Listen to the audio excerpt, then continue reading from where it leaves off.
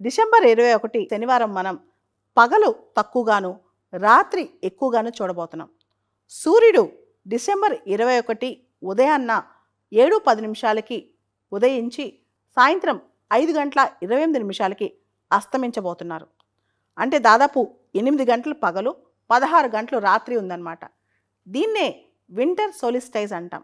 దీనికి కారణం ఏంటో ఒకసారి చూద్దాం. భూమి ఎప్పుడు స్ట్రైట్గా ఉండదు, నిటారుగా ఉండదు, కాస్త టిల్ట్ అయి ఉంటుంది అన్నమాట. దీనికి సంబంధించి భూమి తన చుట్టూ తాను తిరుగుతూ సూర్యుని చుట్టూ తిరుగుతుంటుంది. కానీ ఎప్పుడూ ఎల్లవెల్లా ఒకే రకంగా సూర్యరశ్మి భూమిని తాకదు, సూర్యకాంతి భూమిని తాకదు. దీనివల్లే మనకి కాలాలు సీజన్స్ కూడా వస్తుంటాయి, మారుతుంటాయి అన్నమాట. అయితే ఏం జరుగుతుంది? ఈ డిసెంబర్ మాసం వచ్చేసరికి భూమి సూర్యుడికి కాస్త దూరంగా ఉంటుంది అన్నమాట.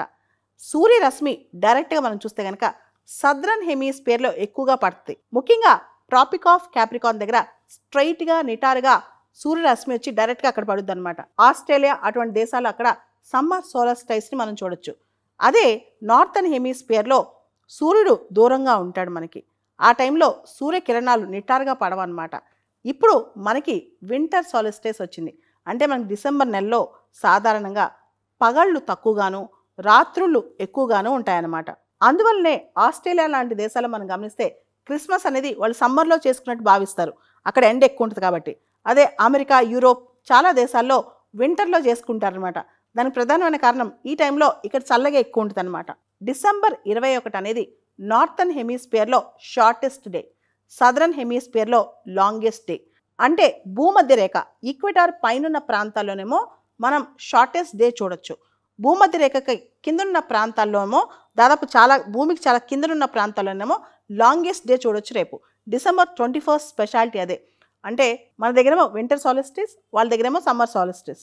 మరీ ముఖ్యంగా సౌత్ పోల్ దగ్గర, దక్షిణ ధ్రువం దగ్గర ఉన్న ప్రాంతాలు చూస్తే కంప్లీట్గా మొత్తం వెలుగే ఉంటుంది అనమాట. మొత్తం డేనే ఎక్స్పీరియన్స్ చేయొచ్చు.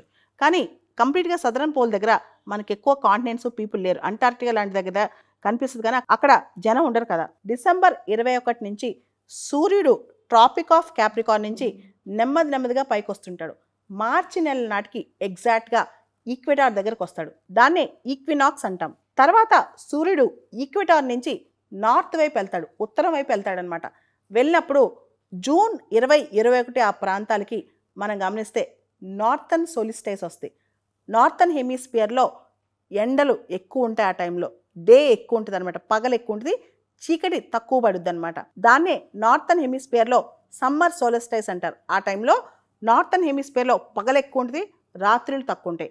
అదే టైంలో సదరన్ హెమిస్ఫియర్లో పగలు తక్కువ ఉంటుంది, రాత్రులు ఎక్కువ ఉంటాయి అనమాట. ఇక్కడ సదరన్ హెమిస్ఫియర్లో వింటర్ సోలిస్టైస్ వస్తే అక్కడ నార్త్లో సమ్మర్ సోలిస్టైస్ వస్తుంది అనమాట జూన్ 21కి.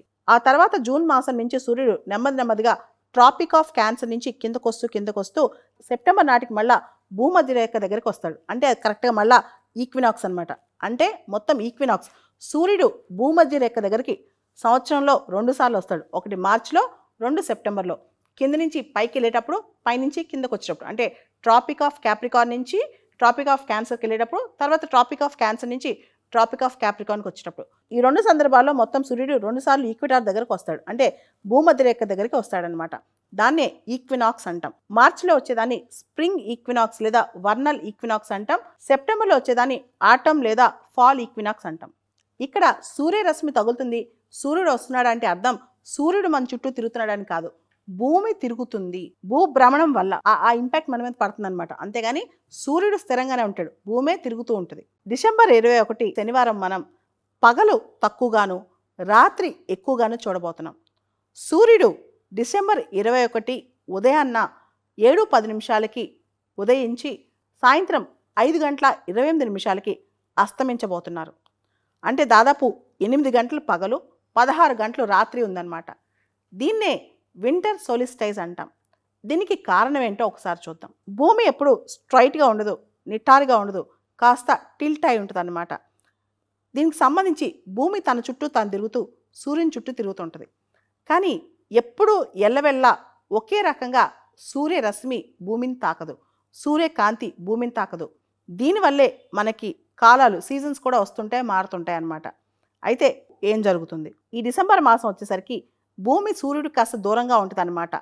సూర్యరశ్మి డైరెక్ట్గా మనం చూస్తే కనుక సదరన్ హెమిస్ఫియర్లో ఎక్కువగా పడుతుంది. ముఖ్యంగా ట్రాపిక్ ఆఫ్ క్యాప్రికాన్ దగ్గర స్ట్రైట్గా నిటారుగా సూర్యరశ్మి వచ్చి డైరెక్ట్గా అక్కడ పడుద్ది అనమాట. ఆస్ట్రేలియా అటువంటి దేశాలు అక్కడ సమ్మర్ సోలస్టైస్ని మనం చూడొచ్చు. అదే నార్థన్ హెమిస్ఫియర్లో సూర్యుడు దూరంగా ఉంటాడు మనకి. ఆ టైంలో సూర్యకిరణాలు నిటారుగా పడవన్నమాట. ఇప్పుడు మనకి వింటర్ సోలస్టైస్ వచ్చింది. అంటే మనకి డిసెంబర్ నెలలో సాధారణంగా పగళ్ళు తక్కువగాను రాత్రుళ్ళు ఎక్కువగాను ఉంటాయన్నమాట. అందువల్లనే ఆస్ట్రేలియా లాంటి దేశాలు మనం గమనిస్తే క్రిస్మస్ అనేది వాళ్ళు సమ్మర్లో చేసుకున్నట్టు భావిస్తారు, అక్కడ ఎండ ఎక్కువ ఉంటుంది కాబట్టి. అదే అమెరికా, యూరోప్ చాలా దేశాల్లో వింటర్లో చేసుకుంటారనమాట. దానికి ప్రధానమైన కారణం ఈ టైంలో ఇక్కడ చల్లగా ఎక్కువ ఉంటుంది అనమాట. డిసెంబర్ 21 అనేది నార్థన్ హెమిస్ఫియర్లో షార్టెస్ట్ డే, సదరన్ హెమిస్ఫియర్లో లాంగెస్ట్ డే. అంటే భూమధ్య రేఖ ఈక్వెటార్ పైనున్న ప్రాంతాల్లోనేమో మనం షార్టెస్ట్ డే చూడొచ్చు. భూమధ్య రేఖకి కిందన్న ప్రాంతాల్లోనేమో దాదాపు భూమికి చాలా కిందనున్న ప్రాంతాల్లోనేమో లాంగెస్ట్ డే చూడొచ్చు రేపు. డిసెంబర్ 21 స్పెషాలిటీ అదే. అంటే మన దగ్గరేమో వింటర్ సాలిస్టిస్, వాళ్ళ దగ్గరేమో సమ్మర్ సాలిస్టిస్. మరీ ముఖ్యంగా సౌత్ పోల్ దగ్గర, దక్షిణ ధ్రువం దగ్గర ఉన్న ప్రాంతాలు చూస్తే కంప్లీట్గా మొత్తం వెలుగే ఉంటుంది అనమాట. మొత్తం డేనే ఎక్స్పీరియన్స్ చేయొచ్చు. కానీ కంప్లీట్గా సదరన్ పోల్ దగ్గర మనకి ఎక్కువ కాంటినెంట్స్ పీపుల్ లేరు. అంటార్క్టికా లాంటి దగ్గర కనిపిస్తుంది కానీ అక్కడ జనం ఉండరు కదా. డిసెంబర్ 21 నుంచి సూర్యుడు ట్రాపిక్ ఆఫ్ క్యాప్రికాన్ నుంచి నెమ్మదిగా పైకి వస్తుంటాడు. మార్చి నెల నాటికి ఎగ్జాక్ట్గా ఈక్వెటార్ దగ్గరకు వస్తాడు. దాన్నే ఈక్వినాక్స్ అంటాం. తర్వాత సూర్యుడు ఈక్వెటార్ నుంచి నార్త్ వైపు వెళ్తాడు, ఉత్తరం వైపు వెళ్తాడనమాట. వెళ్ళినప్పుడు జూన్ 20-21 ఆ ప్రాంతాలకి మనం గమనిస్తే నార్థన్ సోలిస్టైస్ వస్తాయి. నార్థన్ హెమిస్ఫియర్లో ఎండలు ఎక్కువ ఉంటాయి. ఆ టైంలో డే ఎక్కువ ఉంటుంది అనమాట, పగలు ఎక్కువ ఉంటుంది, చీకటి తక్కువ పడుద్ది అనమాట. దాన్నే నార్థన్ హెమిస్ఫియర్లో సమ్మర్ సోలిస్టైస్ అంటారు. ఆ టైంలో నార్థన్ హెమిస్ఫియర్లో పగలు ఎక్కువ ఉంటుంది, రాత్రులు తక్కువ ఉంటాయి.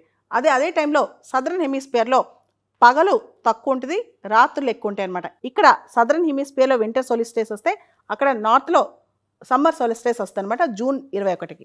ఆ తర్వాత జూన్ మాసం నుంచి సూర్యుడు నెమ్మదిగా ట్రాపిక్ ఆఫ్ క్యాన్సర్ నుంచి కిందకొస్తూ సెప్టెంబర్ నాటికి మళ్ళా భూమధ్య రేఖ దగ్గరికి వస్తాడు. అంటే అది కరెక్ట్గా మళ్ళా ఈక్వినాక్స్ అనమాట.